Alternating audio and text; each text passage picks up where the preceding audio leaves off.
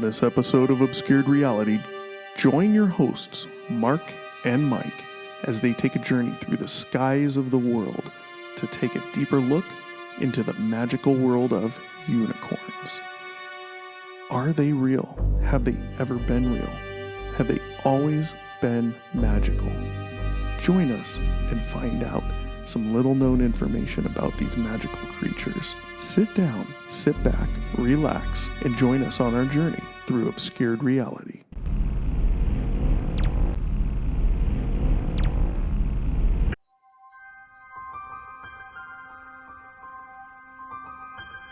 Welcome to another episode of Obscured Reality. Join your hosts, Mark and Mike, as they take you through a journey of the extraordinary, bizarre, and often frightening world of the unknown. Explore topics of the paranormal, UFOs, alien abduction, lost civilizations, mythical monsters, and other unexplained mysteries. Come along with us as we transcend into another dimension of obscured reality. Good evening. Welcome back to Obscured Reality. I'm your host, Mark. This is your co-host, Mike. What's up, everybody? Oh man, just brought me down with that. I'm trying to get a little funny or something. And you're like, what's up? What's going on? It's been a whole week since we did some mermaids. How's it going? Yeah, good as usual. Just, enjoying our Saturday night. Yeah. And just for the record, we didn't do mermaids. We did a show about mermaids. Correct. So just want to clarify for the record, in case anyone says anything different, Yeah. Yeah. What? You gonna say something? No. No? Okay. No, I'm good. Well, so I'm sure we have a good show tonight. I just have no clue what the show is about. So normally I like to, get a little heads up on the show, and I'll try and do a little research just so I know what I'm talking about. But tonight I'm going blind. I'm just going to go ahead and play it by ear and just see what happens. You don't know what this next one's about, man. Well, that's fine. I mean, I have an idea of topics and everything, but didn't do any research on it, nothing. Yeah, that's good. So we'll see. Well, kind of like our mermaid show, a little different than we've done, but maybe along the same lines as mermaids. We have unicorns. Unicorns, rainbows. A favorite for kids, right? Sure. Little colorful, rainbow-colored unicorns running around everywhere in the house, and stuffed animals and pillows and bed sheets and underwear and socks and T-shirts and pants and shorts. You name it. Yeah. Unicorn toys everywhere, I'm sure. So tonight's going to be unicorns. Right. I will say, in doing the little bit of research I did on it, I found something out. I had no clue, and I can't. And I think it's just, we'll get there when we get there. Okay. I think it's just because of the way I've always seen unicorns, at least as toys, is exactly why I never even thought about this. It never even crossed my mind. And I'll tell you when we get there. Okay. Maybe once we get through the show notes, and then talk about it, and maybe. But I'll let you know. And it's not a bad thing. It's I just never had a clue. I was surprised. I was sitting there for a minute. I'm like, what? And it had a picture with a unicorn where I was talking about it or reading about it. And I was like, duh. Like, how come I never put that together? It's interesting. Okay. And you may be aware of it. You may not. But we'll see. Yeah, I mean, I don't know too much about unicorns. I don't either. Not something I've ever really looked up. Got a couple little things that I know about them, but I can tell you what I think when I see a unicorn. Well, I'm talking about a picture, not actually in I real was life. going to say, if you've seen a unicorn, dude, we could turn this show into an overnight success. Yeah. Yeah. When I see a unicorn, I mean, I'm just thinking of kind of like unicorns are like rainbows and like little I don't know. It's like kind of what I kind of picture in my mind, you know, like a magical fairy tale. Yeah, I mean, you know, we're looking at it's always a white horse-like creature with a horn. I think they usually have like blue eyes or something like that. They kind of, you know, that's my image. That's how I usually picture it. Until I was reading about this. Majestic looking animals. Yeah, and I saw a couple pictures in there related to it, and I saw some with wings, and then I remembered, like, why don't I think about them with wings? Because I've seen so many pictures of them with wings. That Pegasus, I think it was the term for the unicorn with the wings was like a Pegasus. Then it wouldn't be a unicorn because it wouldn't have the horn.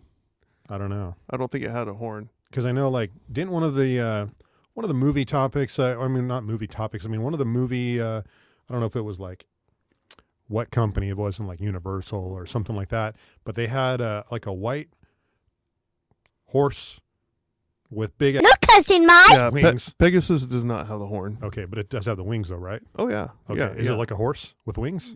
Yeah. Okay, so Yeah. that's what I was thinking. Yeah, a horse with wings and a horse with wings. So basically, just And- without the horn. Yeah. Okay. Yeah, and without all the colors. Just you said rainbow. Well, no, I'm saying, but unicorns are, in my mind, are white. But I think of things like, like at the end of the rainbow, you're going to find like, your pot of gold and a fucking unicorn. See, I've seen pictures and pictured them sometimes as with their manes being colored. What did you just say? You're laughing. I think I missed something. Because I you just said. dropped an F-bomb. Oh, you did? Yeah. What'd you say? I said fucking unicorns or fuck something.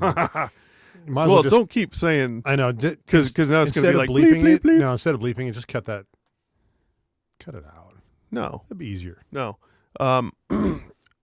So sometimes when I picture unicorns, and I've seen pictures, and this is why, I've seen them with like their manes colorful, like rainbow. So that's why I'm saying rainbows. But I also mainly picture them, like you said, a rainbow in the sky, and maybe a unicorn landing on a rainbow or taking off, or its wings unfurled. I always think of them as like good luck. Like if you were to see a unicorn, it's gonna be a good day. It's not like I in my head. And this whole time I've been looking for leprechauns. Yeah, in my head I'm thinking like unicorn is being like pure good. And I know that might not be the case, but that's what I think of when I hear the term. Well, that could be. Yeah, I'm just looking at some pictures of unicorns here. We got one with a rainbow colored horn. We have one with a rainbow colored tail and kind of rainbowish mane. Now, I don't know too much about unicorns. Everything a chihuahua with a horn. Yeah, everything I've said up till now is just what I think of when I hear the term, unicorn. But I want to say that I've read something somewhere about them not being good. Yeah. And kind of being evil, and that the horn might even take on like might have some magical properties. Kind of like a devil type of I know the horns of a devil type of I know the few times I've talked to kids about unicorns, I like to tell them that unicorns poop Skittles. Poop Skittles. Mm-hmm. Why not? Okay. Kids like Skittles. They're rainbowish. Taste the rainbow. I associate rainbow colors with unicorns. All right. Because I've seen a lot of pictures of that. So why don't we just skip the bullshit and get into it? Let's do it. Unicorns. It's going to be different for us. Well, not much different than mermaids, probably, but probably for me, maybe more interesting. I don't know. The unicorn is a legendary creature. It's been described since antiquity as a beast with a single large pointed spiraling horn projecting from its forehead. We already know this. Perfect.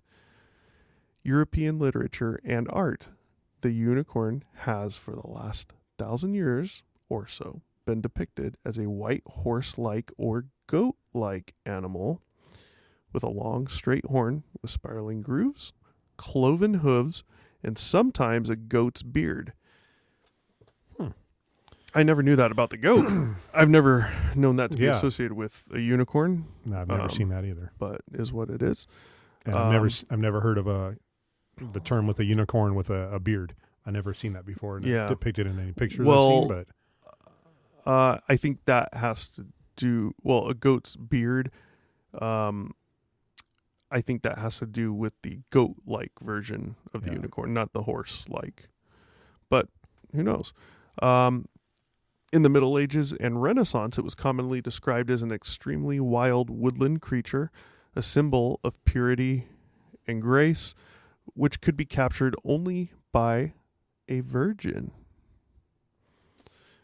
In encyclopedias, its horn was described as having the power to render poisoned water potable and to heal sickness. So, some magical properties. And, you know, probably where magic gets associated with it nowadays, probably Makes sense. Comes all back to that. Can see where they're going with that. Yeah. A bovine type of unicorn is thought by some scholars to have been depicted in seals of the Bronze Age Indus Valley civilization. A bovine type. Isn't a bovine a moo? I Right? have no idea. A bovine's a cow. I didn't know that. Is it Yeah. not? I'm not sure. I've never heard the term. Bovine's a cow. Am I that stupid? Oh, no, because, I mean, at least you have an idea. I've never heard the term before. See, I was hoping you'd say no, because I don't know either. Yeah, I mean, yeah. I was right, but I'm stupid for not knowing I was right. So in the Bronze Age, the Indus Valley civilization, they put them on their seals. Again, just like mermaids, not the seals that swim in the ocean. An equine form of the unicorn was mentioned by the ancient Greeks in accounts of natural history by various writers, including, I'm going to name them. I don't know any of them.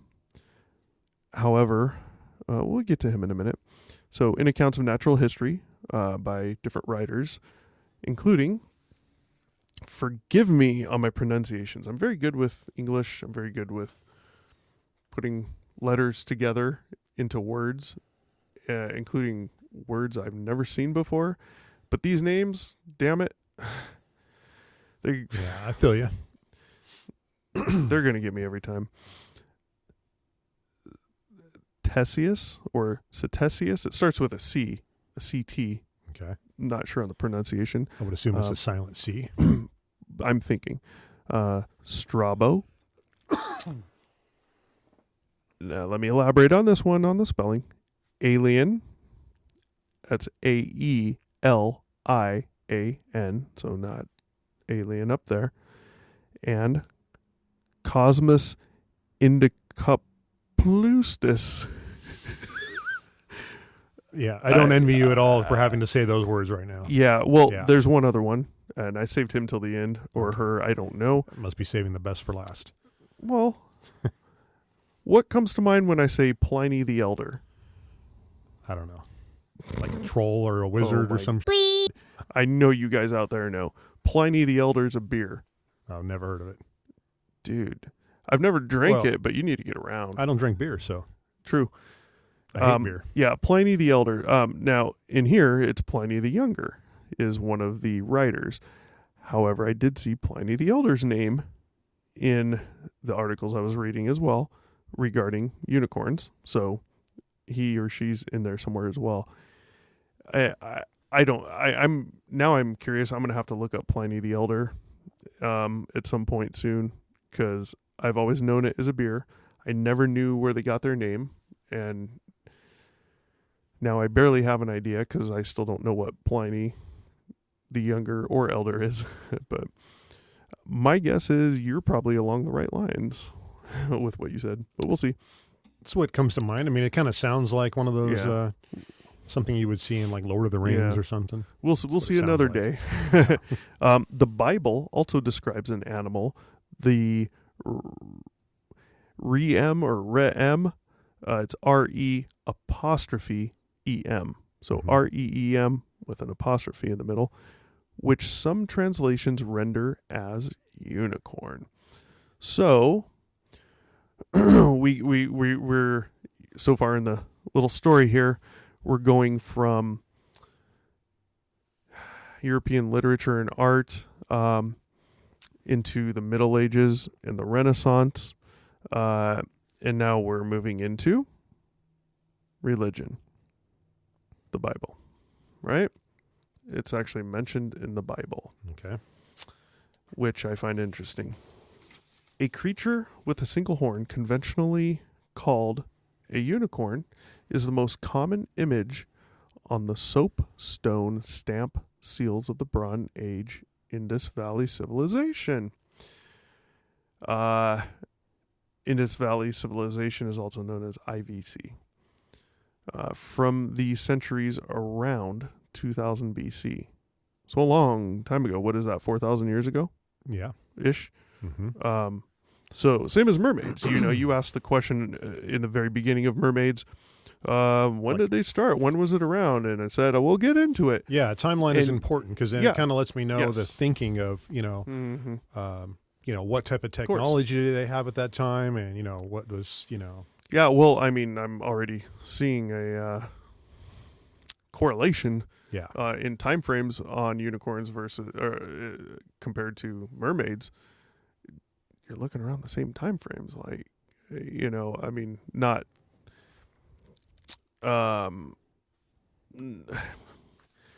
Man, you guys ever have periods of time where you just have brain farts and you know these words you use in your common day language and you just don't remember them? happens to me all the time. We are getting a little older these days, so Speak for yourself. Just read an article the other day, about a week ago, something about something that might they've come up with that might stop or reverse aging. I was like, did you read that? I did. Can you elaborate? No, Damn it. because it was Son of a bitch. too complicated. But I did see the article as well, and I did Okay. look at it, and I was just like, yeah, that's probably never going to happen for me. I probably don't have enough money, and it's probably by the time Oh, yeah, I forgot about that. I'll be dead before it's offered to the common folks. Yeah, just like the. Like Well, Elon I'm Musk not has a gonna shot go at there. it, I'm sure, but you know what? Well, we'll see You know. because Twitter's probably going to bring him down the way he's going. Who knows? No comment. That's not another show. It is obscure. So what I'm saying is I'm seeing a correlation in the time frame of when these things originated, and it's not specific. Not saying mermaids and unicorns both originated in 1999 BC. What I'm saying is a general area of time. I'm seeing a startup of stuff. In South Asia, the unicorn is only seen during the IVC period, which is 3300 to 1400 BC. It disappears in South Asian art ever since. So, South Asia, it was seen during that particular period of time, which looks like, approximately 1,500 years. After that, it just disappeared. It was gone, at least in the South Asian It's interesting how art. that mythical creature circulated the globe as far as artwork and people seeing it, because obviously there was no internet or no telephones, and Well, But, unicorns have wings. They fly. yes, but Mermaids interesting swim. how that, since we know it's a mythical creature and doesn't exist, but interesting how many. Do you know that, though? Yes, I do. Because, I mean, how do you know that? How do you know there was never, ever a unicorn? Even, and hear me out, even if the real unicorn, if there was one, didn't have wings, but a horse that did have Well, a because tusk. everything that we're seeing on it, they're even describing it as mythical creature, meaning it was like folklore or myth. This is an article, right? Yeah. This is stuff taken from websites, right? But what's the true science behind it? I mean, I don't think they've ever found fossils for one. But all I'm saying is, I would say take the wings off. How do we know there wasn't a horse that had a horn, and that's where unicorn originated from? I mean, look at mermaids. We just did that show, and I mean, there was some possibilities, although they weren't half human and half fish. But I would say that out of the two, a unicorn is probably more probable than a mermaid. I don't think there's really. I agree. I mean, because Yeah. I'm like just you saying, said, how do you really know one didn't exist? And when I picture a unicorn, if they actually existed, if I were to picture one that did exist, I would picture that as without wings would be plausible. No, I mean, it's true what you're saying is how do you know it didn't exist? But everything I've, ever read about them Of course, has same here. depicted them as mythical. Yeah, same I've here. never seen anything claiming them to be real. Same here. And, Yeah. and keep in mind, let me go back a page, folks. Keep in mind, they're seen as far back as Jesus. What were the dates I just gave you? They're on the page I'm on. That's it was that's like great for me. 1500 to 3000 BC, I believe you were saying. 3300 BC. Yeah. Like if that was, now that's South Asia. Everything else was around 2000 BC. So let's say there was anything farther back than 3300 BC. Let's say there wasn't, and it originated somewhere around that time. Okay. Let's say there was a unicorn, a real animal. You can call it whatever you want, but let's say it was this unicorn that we believe to be mythological. Let's just say it didn't have wings, because I'm having a hard time picturing a horse with wings and being able to actually fly. But anyone could easily picture a horse with a tusk, right? With a horn. Sure. I mean, why couldn't you? You have cows with them. You have rhinoceros. So totally plausible in my book. If the unicorn, going off the idea that it might have been real, horse with the horn or tusk, no wings though, and that was on this planet around 3300 BC or prior and started dying off, and when these civilizations came about, maybe this thing, this species was in its dying days, where it was going extinct. There was only a handful left, and so it was rare to see them. And now these new generations, these new civilizations coming up, rarely see them. It's like if one's seen, it's only by a few people, not by the masses. Whereas you ask anyone in the city you live in, if you had to today, would you have an idea where to go to see a horse? They'd tell you yes. They know at least one or two places probably you could go, at least in an area, and we'll probably find a horse there, in captivity, of course, but you know what I mean? Sure. So back then, if this thing was just at the end of going extinct, there's just a few left.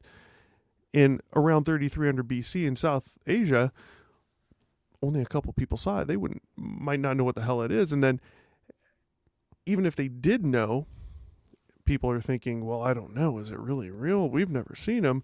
And a few people see them. And then those generations die out. And now no one's ever seen them. And then it just turns into something mythological. Well, this is 3300 BC. What year are we in now? The 2000s, right? Correct. So we're What's looking that, at 5,000 years? Yeah.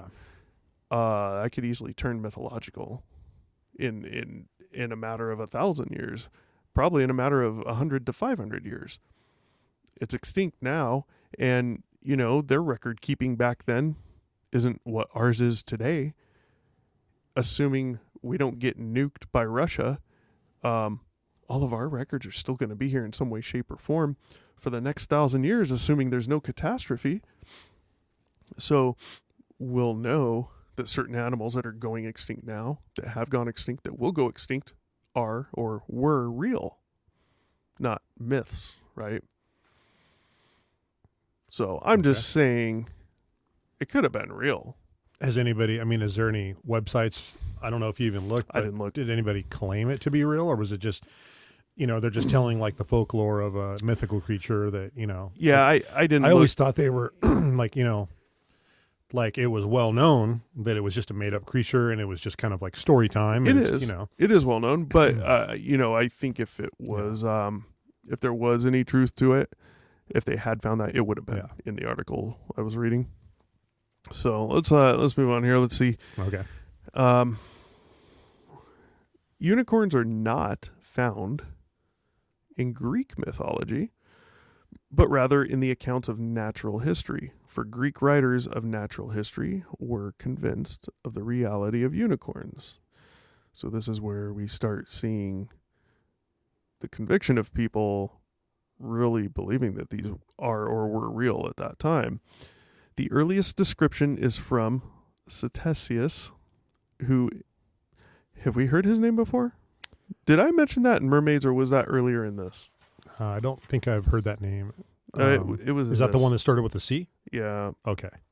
Okay, I could have The sworn it silent was C. Mermaids. Okay, yeah, that was Here. Okay. The earliest description is from Ctesias, who in his book Indica, or India, described them as YouTube. I'm not cussing. He described them as wild asses, I've heard that term. fleet of foot, having a horn a cubit and a half, or 700 millimeters, or 28 inches in length, and colored white, red, and black. Unicorn meat was said to be too bitter to eat. Now, I paused real quick when I read this. And the reason why is because in this particular portion, you're not seeing a myth. You're seeing things said about this animal as fact. And I'm not talking about its characteristics, its color, or its horn or wings or anything, but things that this supposed animal does do or doesn't do, or possibility of facts that someone has eaten the meat of a unicorn because it's too bitter to eat. You know, you're seeing facts thrown in there that are related to the unicorn, but not related to the physical animal itself. So I thought that was interesting because it kind of moved away from a myth with this guy. Yeah, that's as if first I'm hearing of it that was one. there. Okay. You know, which I thought is odd, you know, not in a bad way or a good way, just, you know, you didn't hear with our mermaid story that they were too bitter to eat, right?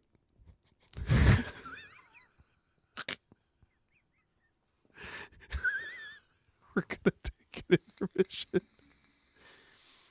Mike's going to turn on the fog machine. I'm going to turn on the water machine.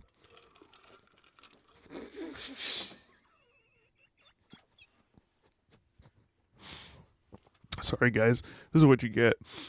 I don't know why that's so funny, but out of all the fish I would or wouldn't eat, the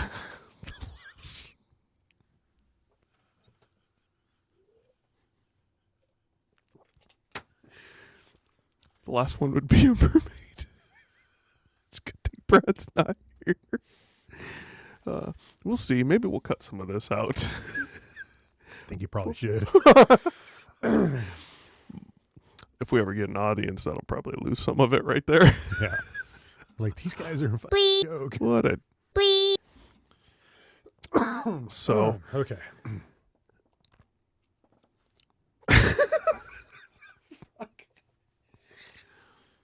Oh, man.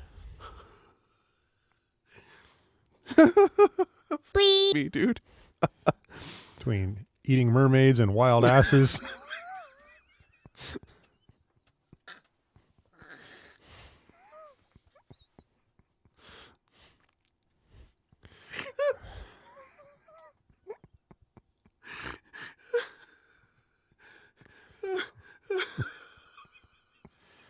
Oh, man. Oh, my God. It's harder not to laugh because, you know, we're on camera and it's like, you know.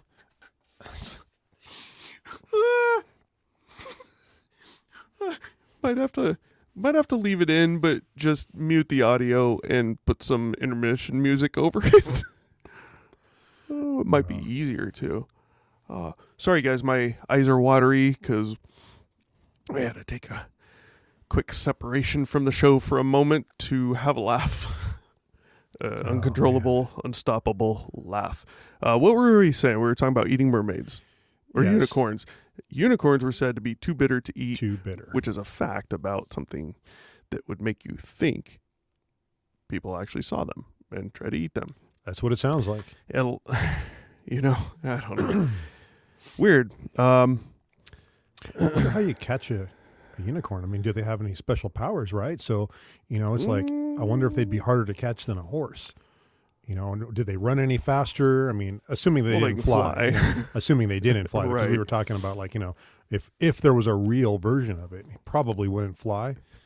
Because, I mean, how do you take like a 1,000-pound animal and, take some pretty big wings to make that thing fly? Right. It's not very aerodynamic, No. Unfortunately, I'm not laughing at anything you're saying right now. I'm laughing because I just can't get off the mermaid thing. I mean, and then if you scare him, does he like poop out the Skittles? Is that like a defense mechanism? Like I see what you're doing. He shoots Skittles out. It's kind of working. Yeah. It's kind of working. Yeah. I don't know. Maybe this is a good time to have a quick question. Okay. Related to unicorns. If unicorns really did poop Skittles, would you eat them? I would have to say no. Why? Because it came out of his butt. But you know what? Here's an interesting. Speaking of that, I did have a chance to try the coffee. Have you ever had the coffee that the monkeys eat, and then they poop out the coffee beans, and then they grind them up into and then you make coffee out of it? No. Have you heard of that? No. It sounds like vaguely familiar, but I can't say for sure I've heard of it. Yeah. So like these monkeys, they feed them the coffee beans and they eat them, and then once they poop them out, they're collected, and they're made. These monkeys got to be high as fuck. Bleep. I don't know. It's like part of their natural food, maybe. I don't know what it is. Oh, but yeah. It's really expensive. Monkeys sit around eating bags of coffee all day and night. That's their diet. Well, no. it's a really expensive coffee. So one of the guys, because they have to buy and kill a monkey to do it. No, they just collect the poop. They just collect. Yeah, it. but talking about feeding them this. Yeah, so I had a chance to try it. If your dog likes something you give them, they don't know and they don't care. They're going to eat it. So I could give my dog 20 Hershey's chocolate bars. He's going to love it and eat it, and he's probably going to die. Yeah, the coffee was really smooth, and I'm sure it came out smooth too. Yeah, it was probably I can't remember how much it was, but I want to say it was like, for a small bag of it was like $50, $60, something like that. Did you buy it? No, a guy got a hold of it because we were all talking about it. How long ago was this? It's a long time ago. Not too long. Let's say maybe 3 years. I think you might have told me about this. I forgot. I mean, I just, normally I wouldn't want to, eat something like that, or eat or drink something that came out of a. But you made an exception for I did, because I figured it was going to be like a, long time before someone offers me that coffee again. And I know I'm not going to buy it myself for that kind of money. And it was like, yeah, why not? I'll give it a shot. I tried it, and it was actually good. Probably never buy it, myself, but it was actually pretty good. What is the point of making coffee out of coffee beans they get that have been pooped out by a monkey? What is supposed the to be process? Very smooth. It's supposed to be really smooth. Why though? Yeah, I guess the digestive enzymes that kind of start, eating up the coffee beans. There's something to do with the digestive process. Comes out very smooth. Well, I just can't stop thinking of what's happening with those monkeys. That's whatever. You like it, and yeah, you'd have to look it up. I mean, I'm not saying I wouldn't try it if you had some. I'm not saying I wouldn't try it, but number one, I'd never buy it. Why you mentioned, because of the price. I can't justify that. It just doesn't make sense. But no. I mean, I'd try it once. That's it. That's exactly what I did too. I'm just like, I'm gonna try it. It's being offered to me. I'm like, yeah. Wow. Why not? He was just like, hey, you know what? I got my hands on some of this stuff. Does anybody want to try it? And there was like maybe 4 or 5 of us that were like, yeah, why not? Let's give it a shot. Dude. And yeah, it was good. It was smooth. Hey, whatever. So anyway, getting back to I'd try it. It'd be better than bacon wrapped dove that I've had before. You want to talk about a very gamey meat? Try dove. The bacon, it helped, but I might try the monkey poop coffee first.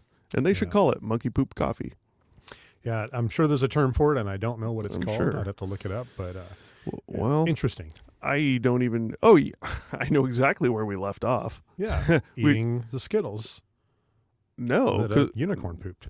That's what brought us to the well, topic. yeah, but where we really left off was correct. unicorn meat was too bitter to eat, Yes. and then we went into mermaids. Yeah. So we don't want to get off on mermaids again. Come on, guys. Medieval knowledge of the fabulous beast stemmed from biblical and ancient sources. And the creature was variously represented as a kind of, again, YouTube, I'm not cussing, wild ass, goat, or horse. So, let me reread that. Medieval knowledge of the fabulous beast stemmed from biblical and ancient sources.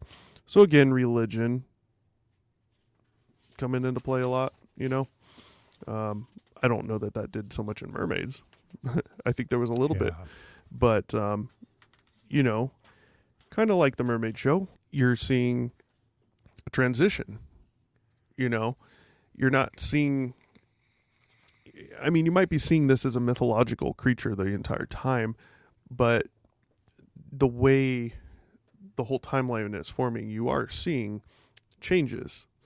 And if I'm not mistaken, it's starting to look a little similar to Mermaid. Yeah, I can see that. A similar... The way of thinking, the whole thought process and coming up with the animal and, you know, people Right. seeing it, not seeing it, stories. Which kind of, Sure. you know, if you're going to correlate that with mermaids, which I just did, and if this timeline is similar, not even, well, I guess it would be the timeline as well, but, you know, going from ancient to biblical and this and that, and then turning into completely just 100% mythical, and you're seeing the correlation, I don't know, it just makes you think about a few different things. I don't know if any of it's really even that important, but let's just move on. We'll probably get to it at the end then. The predecessor of the medieval bestiary, I don't know what that is. Bestiary? Someone out there will correct me, I'm sure. Compiled in late antiquity and known as Physiologus,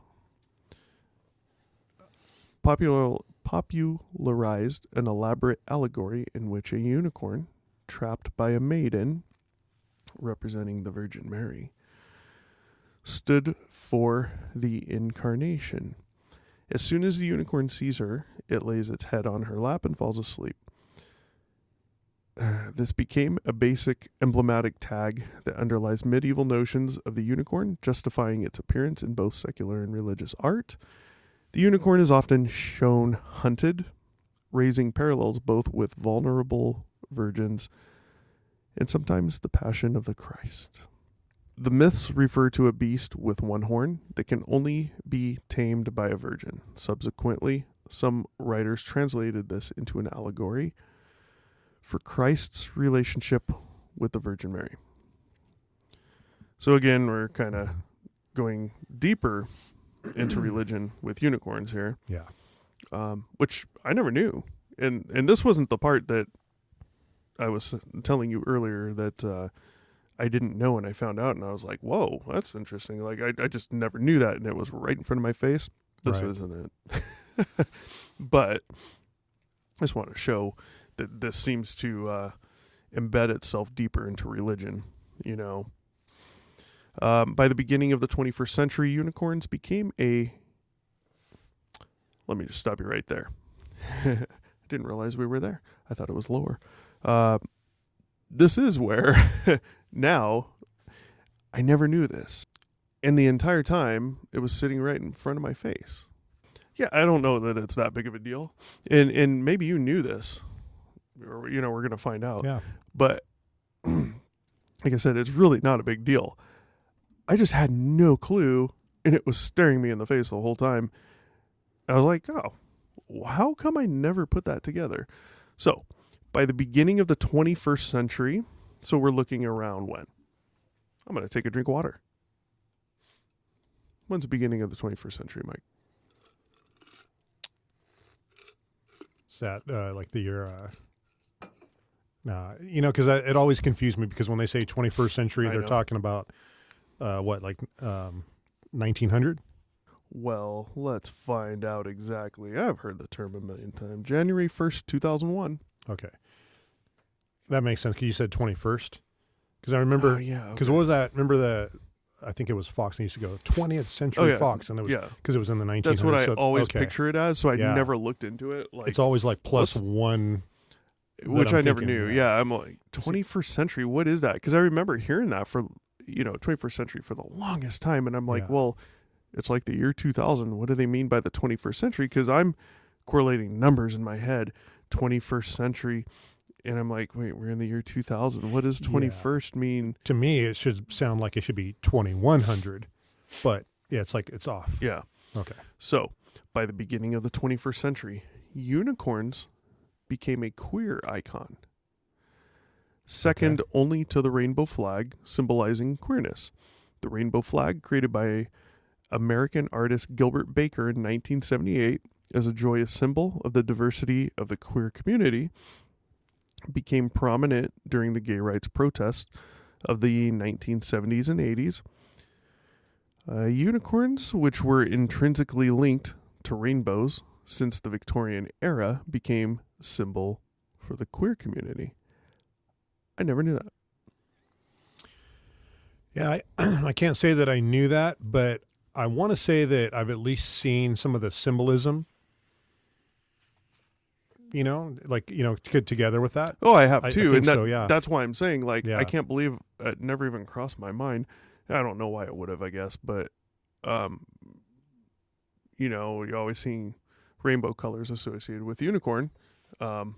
Never once crossed my mind. Mm-hmm. Never once. However, there is no consensus on how the unicorn became a gay icon.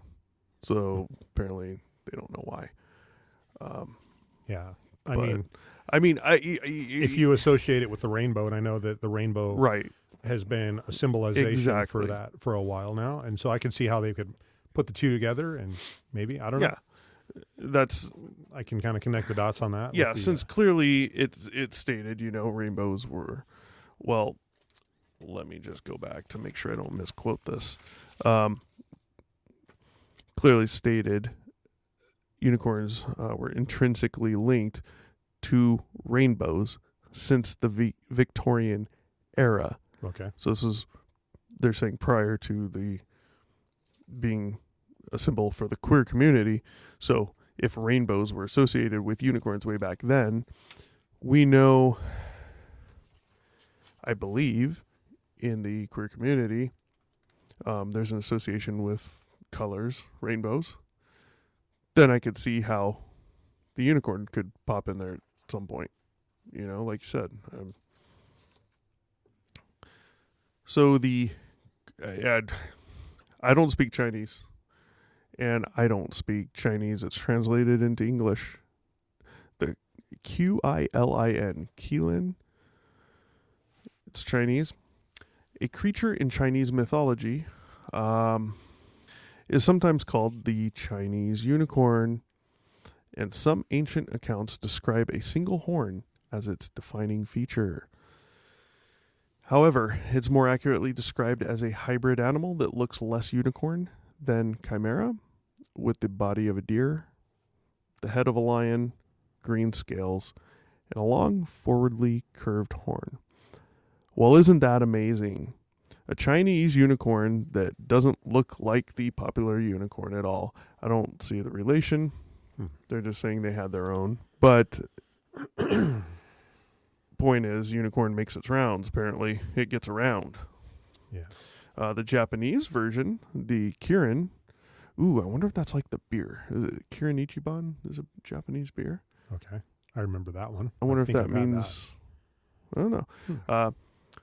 So the Kirin, the Japanese version of the unicorn, more closely resembles the Western unicorn. That would be us, I guess. Even though it is based on the Chinese Qilin, on the Chinese version. So, just some extra things to throw in Yeah. there just so you can see how the unicorn really does get around. And why the hell wouldn't it? It has wings. Maybe we'll find some fossils in the next year of a unicorn. We will do another show on unicorns at that point. Oh yeah, if we find some fossils. Prior to that, maybe yeah, not. I'm all over it. Yeah. Things like mermaids, unicorns, not really a big deal to me.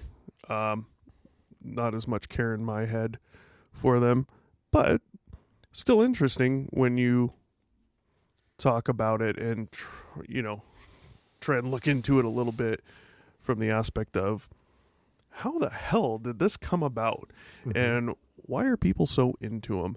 I can see it. I can see it for kids, but why they would be into something like that. But then you still get into, I think, you get into something else. You get into maybe, psychology and the thinking of how humans think. We're at a day and age where facts are more important than ever. And more people, it seems, may be requiring them. However, the population has drastically grown, and it seems like more and more people don't care about facts as well. So it's kind of like a double-edged sword to me. And, I think about it, and it's like, well, what is it that's wrong in our society where people still have to hold on to these things and they want to see these things that aren't real and still hold on to them? If it's because it's fun, that's one thing, but they still, we still want to hold on to a mythology and, this possibility and this and that. I think a lot of that stems from, like a childhood upbringing, where I'm not saying in a bad way, but it's just like, if, you have a small child who, grows up and they like unicorns and they watch, some shows with some unicorns and it's just kind of something that, if they're really into it, they just take that with them into adulthood where they just continue liking it. Even, so I'm going to counter that with something. And for those of you out there that may, on the off chance, have a kid that's very, very young watching, spoiler alert, you might want to have them leave the room real quick. But we all know Santa's not real. And that's something you're brought up with since the day you're born, once a year. And even though it's once a year, it is so big for a kid, they're not going to forget it. However, you could go tell a kid something pretty important right now, and in 2 days they're not going to remember it, but they're going to remember Santa. And then at some point they realize Santa's not real, or you tell them it's not real, and they don't believe in Santa after that. However, it kind of goes against what you just said with unicorns and mermaids in a way. No. It's held on to. I mean, it's held on to as something, a symbol they like, just how we hold on to the symbol of Santa. I mean, the only reason we hold on to a symbol of Santa is to trick kids into it every year. Yeah, but otherwise fun. it wouldn't be around. It's a fun thing. It is. It's, and the same thing with the unicorn. I mean, I would have to say that, 99% of adults that like unicorns and probably know that they're not real. They probably know it's a mythical creature, but they like them. It's a symbol. They like what the symbol represents. They like they probably like horses, and then,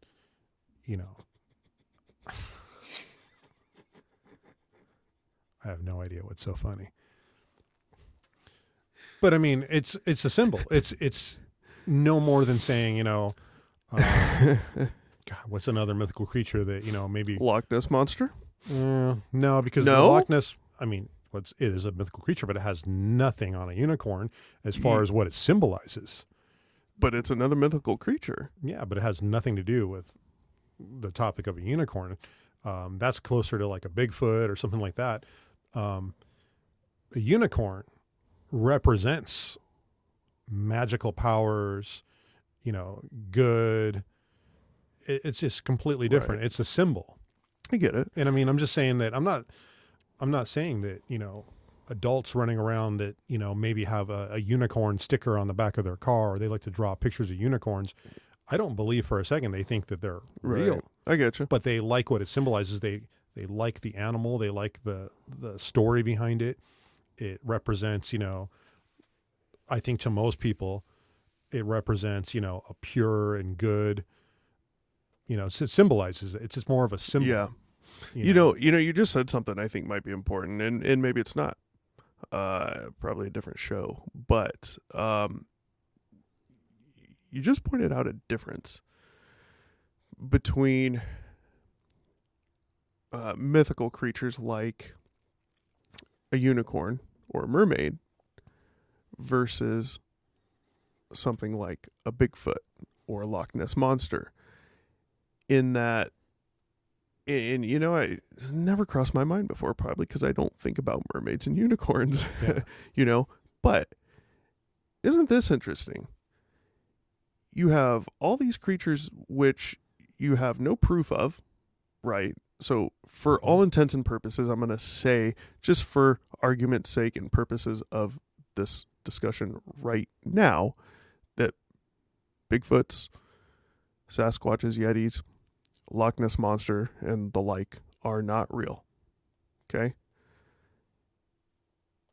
Yet, people claim to believe they're real.